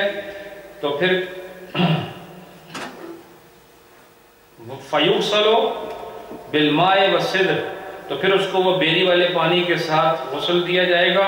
حَتَّى يُرَى أَنَّ الْمَاءَ قَدْ وَصَلَ إِلَى مَا يَلِي تَحْتَ مِنْهُ، حتیٰ کہ وہ دیکھے کہ پانی جو ہے وہ تختے تک پہنچ گیا ہے. مثلا آپ نے اس کو لیفٹ سائڈ پہ لٹایا تو اس کی جو رائٹ سائڈ ہے اوپر ہو گئی نا. بولو نا. تو اس پر جب پانی بہاؤ گے تو پانی تختے تک جائے گا.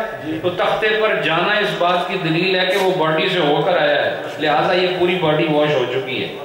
جو تختے تک ہی نہ پہنچے، اتنا کم پانی ہے، تو وہ حصہ جو اس کی باڈی پر تختے کے اوپر لگا ہوا ہے، وہاں تک پانی کا پہنچنا جو ہے وہ اس بات کی علامت ہے کہ اس کی باڈی کا جو رائٹ سائڈ ہے اس پر پانی پہنچ چکا ہے. اس کے بعد فرمایا ثُمَّ يُرْجَعُ عَلَى شَقِّهِ الْأَيْمَنِ، پھر اس کو دائیں کروٹ پر لٹایا جائے گا تاکہ بائیں سائڈ کو دھویا جائے. فَيُغْسَلُ بِالْمَاءِ وَالسِّدْرِ، پھر اسی بیری کے پانی کے ساتھ اس کے جو بائیں جانب ہے اس کو دھویا جائے گا. حَتَّى يُرَى أَنَّ الْمَاءَ قَدْ وَصَلَ إِلَى مَا يَلِي تَحْتَ مِنْهُ، یہاں تک کہ بائیں سائڈ پر وہ حصہ جو تختے کا جس پر اس کا بائیں حصہ جڑا ہوا تھا وہاں تک، یعنی اس پانی چلا جائے اور اس کے جسم سے پانی گزر جائے. تو اس سے یہ ثابت ہوگا کہ اس کی جو بائیں سائڈ ہے وہ بھی دھل چکی ہے.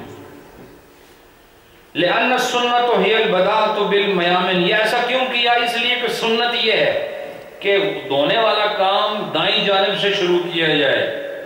ثم، اب یہ اس کے بعد کہتے ہیں جب یہ کام ہو گیا نا، رائٹ سائڈ پہ پانی بہا دیا، پھر لیفٹ سائڈ پہ پانی بہا دیا، پھر ثم یجلسہ، پھر میت کو بٹھایا جائے گا. کیا کیا جائے گا؟ پھر اس کو لیٹ نہیں رکھ، پھر اس کو بٹھایا جائے گا. وَيُسْنِدَهُ إِلَيْهِ، اور پھر کسی چیز کو اس کے ساتھ ٹیک دیا جائے گا، یعنی کوئی تاکہ جسم پیچھے گرے نہیں.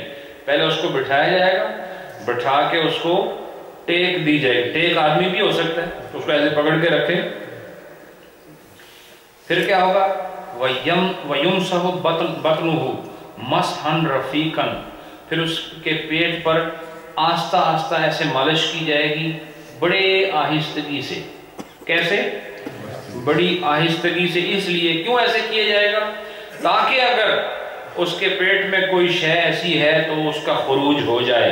چونکہ اگر وہ خروج نہ ہوا تو کیا ہوگا؟ آگے لکھتے ہیں تحرزن عن تلویس الکفن، کہا تاکہ اگر کوئی شے اس سے خارج ہو تو ابھی خارج ہو جائے اور اس کو دھو دیا جائے۔ اور یہ کام کیوں کیا جا رہا ہے؟ تاکہ کفن جو ہے وہ نجاست سے لتھڑا نہ جائے، نجاست کے ساتھ دوبارہ گندا نہ ہو جائے، اس لیے یہ عمل کیا جاتا ہے۔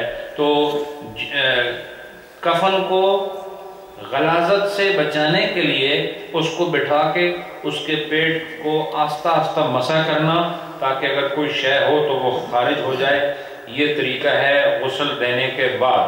یہ کہتے ہیں فَإِنْ خَرَجَ مِنْهُ شَيْءٌ، اگر اس سے کوئی چیز خارج ہو میت سے، غسلہ تو پھر اس کو دھو دیا جائے گا، پھر دھو دیا جائے گا۔ وَلَا يُعِيدُ غسلہ ولا وضوءہ، لیکن صرف اس نجاست کو دھویا جائے گا، ایسا نہیں کہ پورا غسل دوبارہ کرایا جائے گا اور پورا وضو دوبارہ کرایا جائے گا، ایسا نہیں ہے۔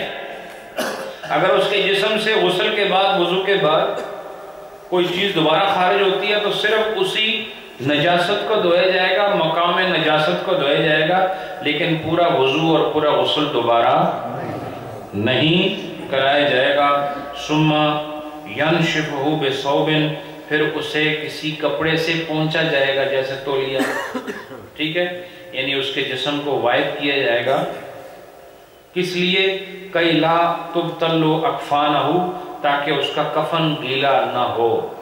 اس سے پتہ چلا کہ مردے کو نہلانے کے بعد جسم کو خشک بھی کرنا ہے، تاکہ کفن کا گیلا ہونا اچھا نہیں، کفن کو گیلا نہیں ہونا چاہیے، اس کے باڈی کو غسل کے بعد اچھی طرح کپڑے سے خشک کیا جائے گا نرمی کے ساتھ۔ ولا یسرہ، اب سنو، ولا یسرہ شعر المیت ولا لحیتہ، اور میت کے سر کے اور داڑھی کے بالوں کو کنگھی نہیں کی جائے گی،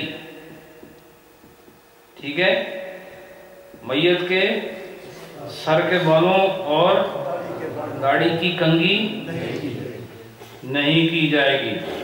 ولا یقص ظفرہ، اور نہ ہی اس کے ناخنوں کو کاٹا جائے گا۔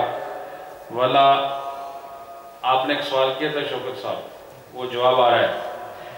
ولا شعرہ، نہ تو اس کے ناخنوں کو کاٹا جائے گا، سن رہے ہو کہ نہیں، اور نہ ہی اس کے بالوں کو کاٹا جائے گا، نہ ہی اس کے سر میں کنگھی ہوگی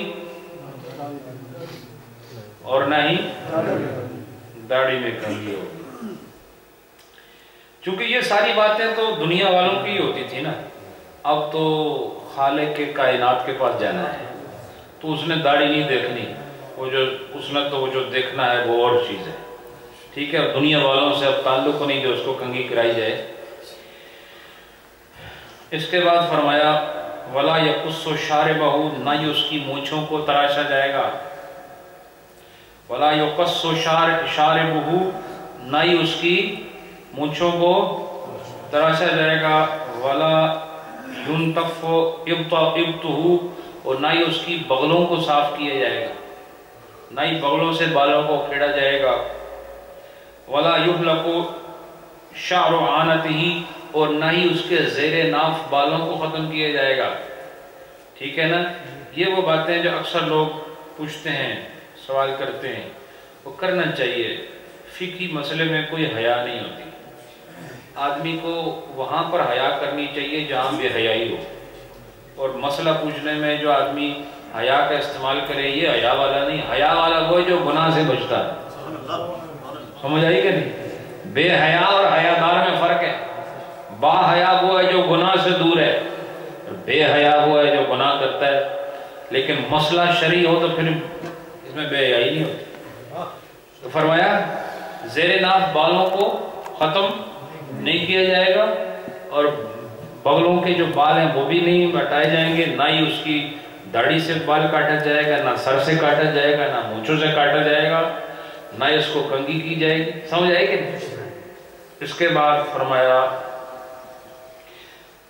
وَيُدْفَنُ بِجَمِيعِ مَا كَانَ عَلَيْهِ، جو کچھ وہ جس طرح ہے اس سب کے ساتھ اسے دفن کیا جائے گا، یعنی جو بال چال ہے اس کے پاس یا جس حالت میں وہ ہے نا اسی حالت میں اس کو دفن کیا جائے گا.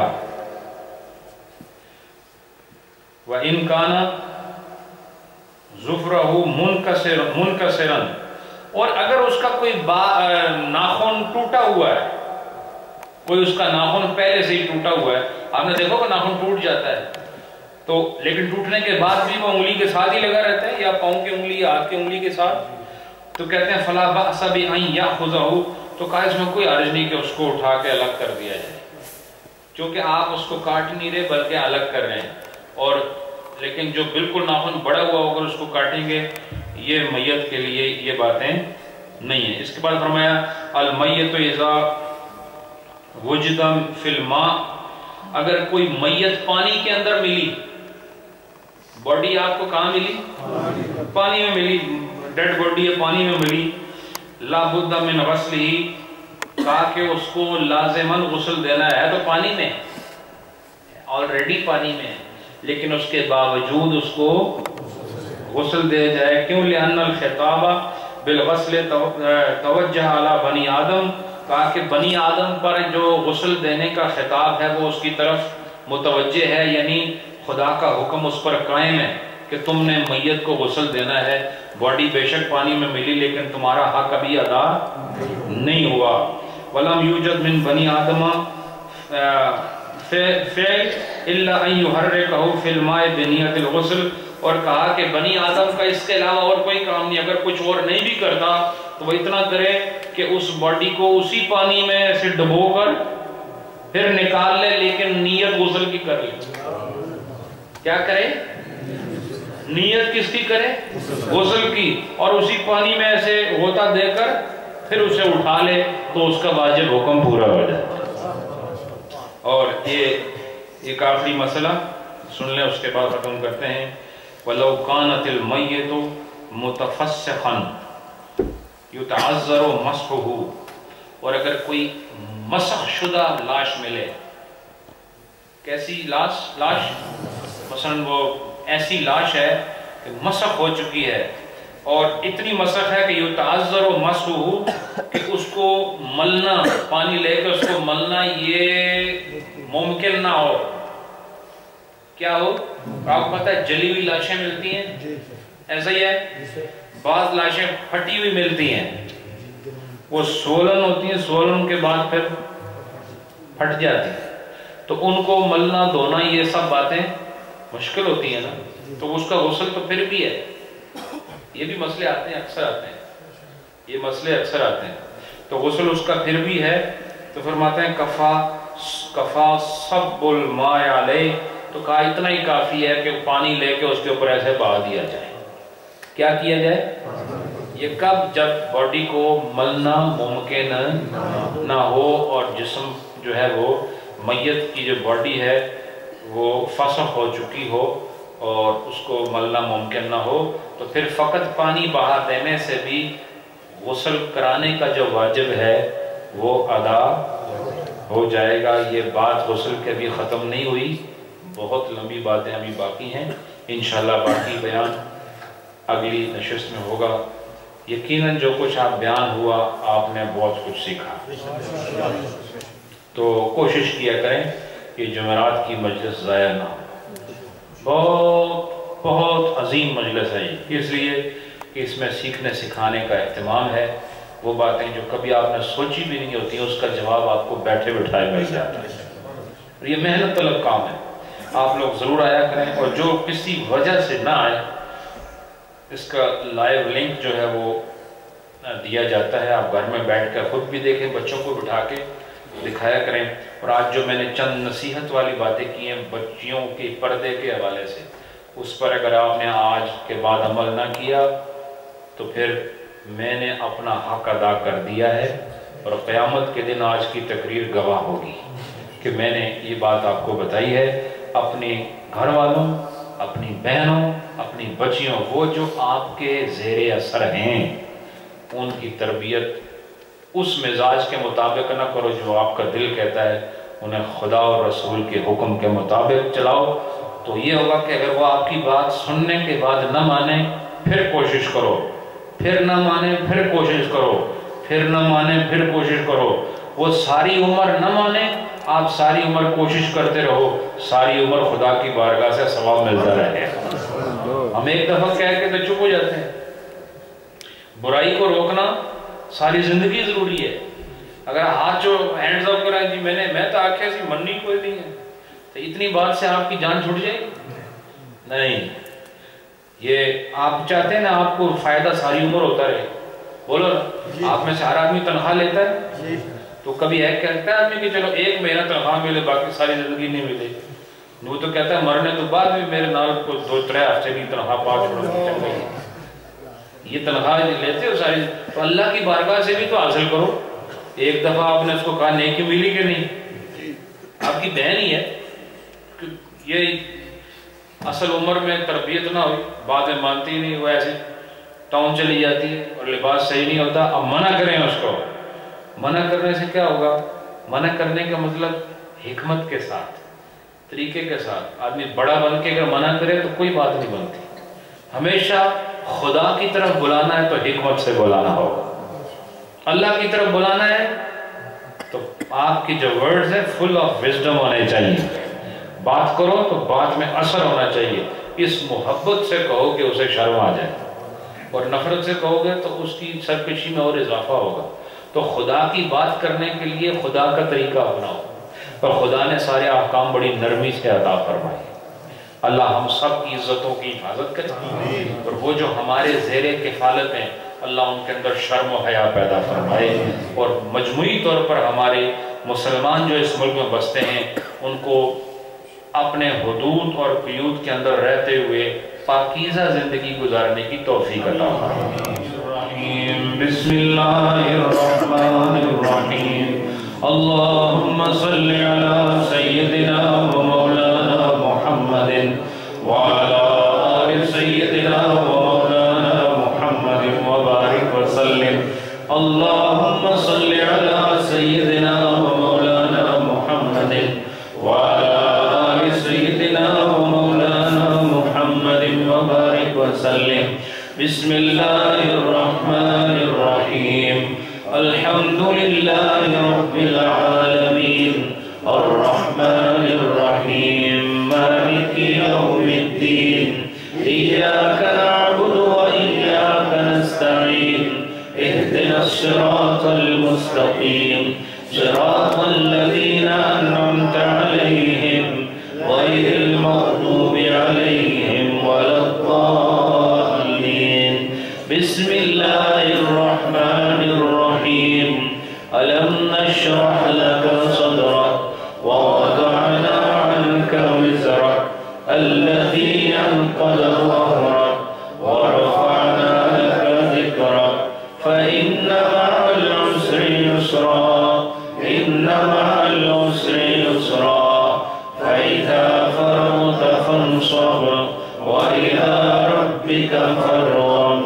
بسم الله الرحمن الرحيم، قل هو الله أحد الله الصمد لم يلد ولم يولد ولم يكن له كفوا أحد۔ قل هو الله أحد الله الصمد لم يلد ولم يولد ولم يكن له كفوا أحد۔ قل هو الله أحد الله الصمد لم يلد ولم يولد ولم يكن له كفوا أحد۔ قل هو الله أحد الله الصمد لم يلد ولم يولد ولم يكن له كفوا أحد۔ قل هو الله أحد الله الصمد لم يلد ولم يولد ولم يكن له كفوا أحد۔ قل هو الله أحد الله الصمد لم يلد ولم يولد ولم يكن له كفوا أحد۔ قل هو الله أحد الله الصمد لم يلد ولم يولد ولم يكن له كفوا أحد قل هو الله أحد الله الصمد لم يلد ولم يولد ولم يكن له كفوا أحد قل هو الله أحد الله الصمد لم يلد ولم يولد ولم يكن له كفوا أحد قل هو الله أحد الله الصمد لم يلد ولم يولد ولم يكن له كفوا أحد بسم الله الرحمن الرحيم اللهم يا قاضي الحاجات يا قاضي الحاجات يا قاضي الحاجات يا قاضي الحاجات بسم الله الرحمن الرحيم اللهم يا كافي المهمات يا كافي المهمات يا كافي المهمات يا كافي المهمات بسم الله الرحمن الرحيم اللهم يا رافع الدرجات يا رافع الدرجات يا رافع الدرجات يا رافع الدرجات بسم الله الرحمن الرحيم اللهم يا منزل البركات يا منزل البركات يا منزل البركات يا منزل البركات بسم الله الرحمن الرحيم اللهم يا مجيب الدعوات يا مجيب الدعوات يا مجيب الدعوات يا مجيب الدعوات بسم الله الرحمن الرحيم اللهم يا دافع البليات يا دافع البليات يا دافع البليات يا دافع البليات بسم الله الرحمن الرحيم اللهم يا شافي الأمراض يا شافي الأمراض يا شافي الأمراض يا شافي الأمراض بسم الله الرحمن الرحيم اللهم يا مسبب الأسباب يا مسبب الأسباب يا مسبب الأسباب يا مسبب الأسباب بسم الله الرحمن الرحيم اللهم يا مفتح الأبواب يا مفتح الأبواب يا مفتح الأبواب يا مفتح الأبواب بسم الله الرحمن الرحيم اللهم يا دليل المتحيرين يا دليل المتحيرين يا دليل المتحيرين يا دليل المتحيرين بسم الله الرحمن الرحيم اللهم يا غياث المستغيثين أغثنا يا غياث المستغيثين أغثنا يا غياث المستغيثين أغثنا يا غياث المستغيثين أغثنا بسم الله الرحمن الرحيم اللهم يا أرحم الراحمين يا أرحم الراحمين يا أرحم الراحمين يا أرحم الراحمين بسم الله الرحمن الرحيم اللهم آمين آمين آمين آمين بسم الله الرحمن الرحيم اللهم صل على سيدنا ومولانا محمد وعلى آل سيدنا ومولانا محمد وبارك وسلم اللهم صل على سيدنا ومولانا محمد وعلى آل سيدنا ومولانا محمد وبارك وسلم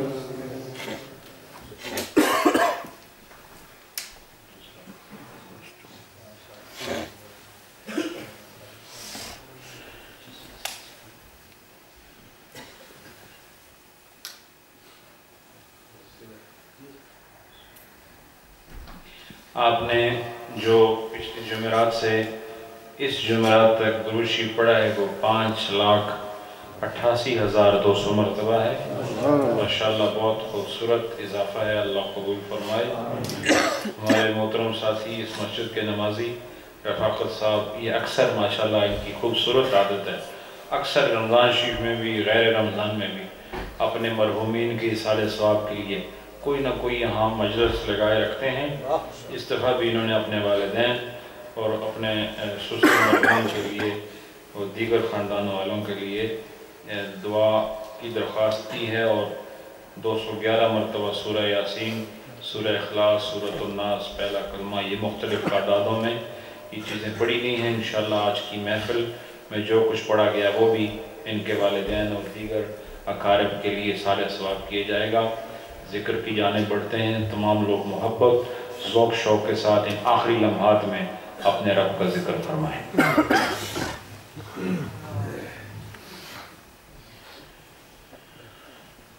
صلی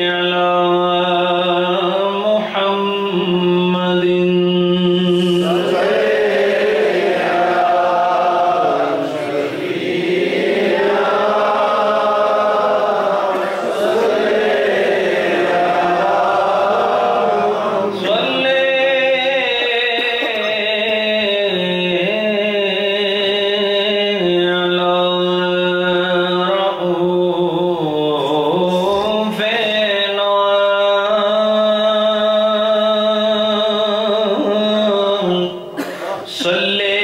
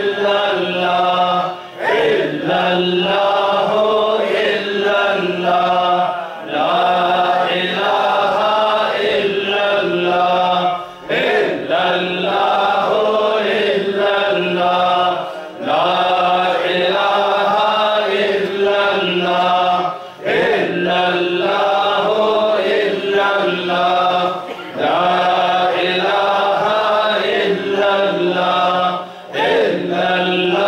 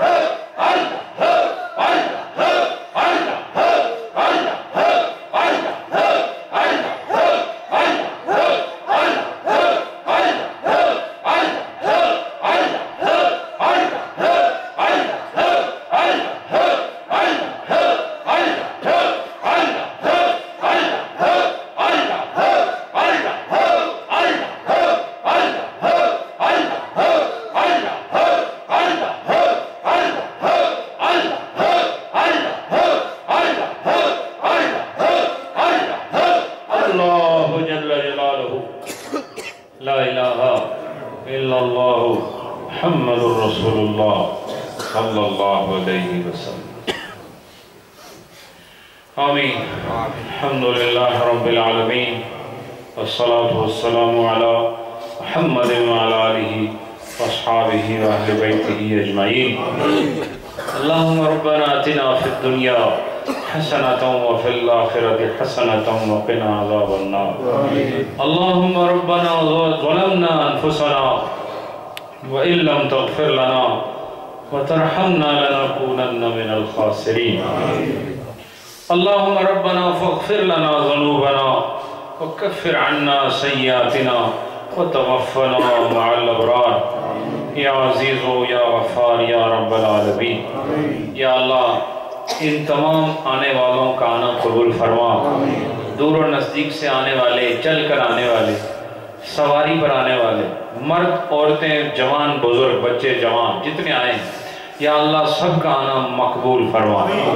الہ العالمین جتنے لوگ آئے ہیں گناہوں کا اعتراف کرنے والے ہیں، سارے ہی اپنے جرم کا اعتراف کرنے والے، منکسر اور عاجز بندے بیٹھے ہیں یا اللہ سب کو معاف فرما دے۔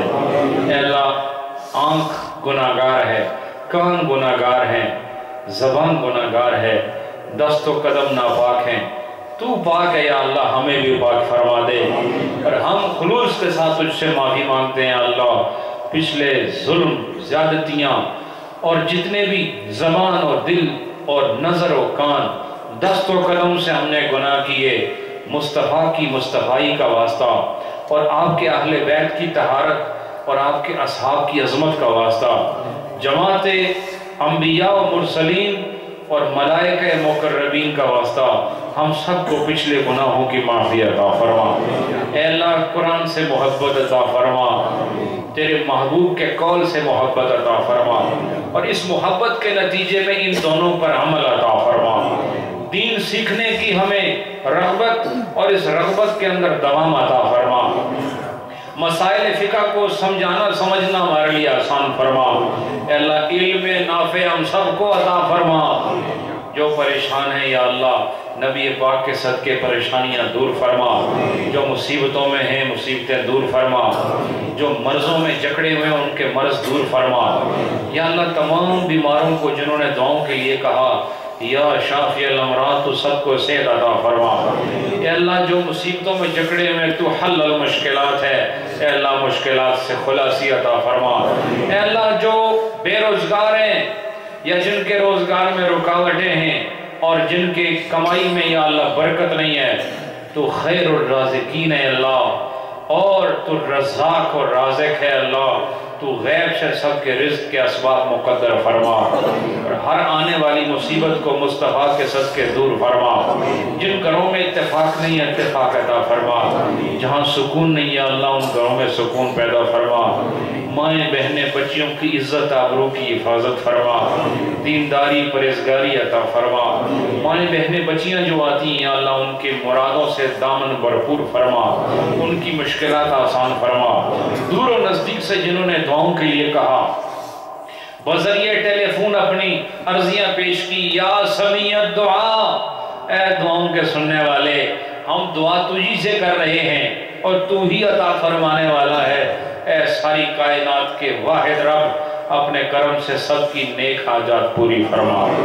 رب العالمین اس محفل میں جو کچھ پڑھا گیا، ختم خواجگان شریف ادا کیا گیا، تیرا پاک نام بس صورت ذکر، الہ العالمین یہ صورت ذکر میں تیرا نام لیا گیا اور دیوانہ وار مستانہ وار تجھے یاد کیا گیا، اور جو قرآن پاک کی آیات یہاں تلاوت ہوئیں، جو نبی پاک کی شان میں کلام پیش ہوا، یہاں جو لوگوں نے نشست اور برخاست سے وقت گزارا، اس ساری محفل کا ثواب حضور شافع یوم النشور اور نور پر نور نبی پاک صلی اللہ علیہ وآلہ وسلم کی ذات بابرکات کو عطا فرما، اور تمام انبیاء مرسلین کو اور حضور کے کل صحابہ کرام اور آپ کے گھر کے ایک ایک فرد کو، تابعین و تبع تابعین کو اور اولیاء کاملین کو اس کا ثواب عطا فرما۔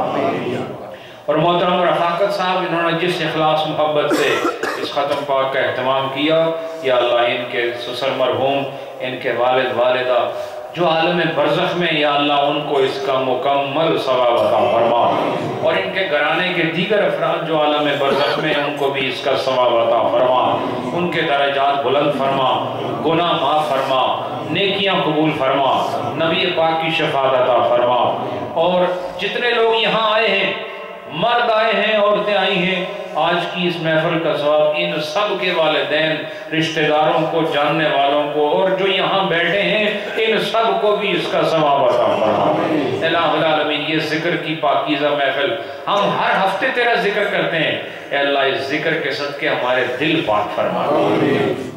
یہ تیرا ذکر، یہ بہت گہرے گہرے وہ زخم جو گناہوں سے پیدا ہوتے ہیں انہیں مندمل کرنے کا خوبصورت علاج ہے یا رب العالمین۔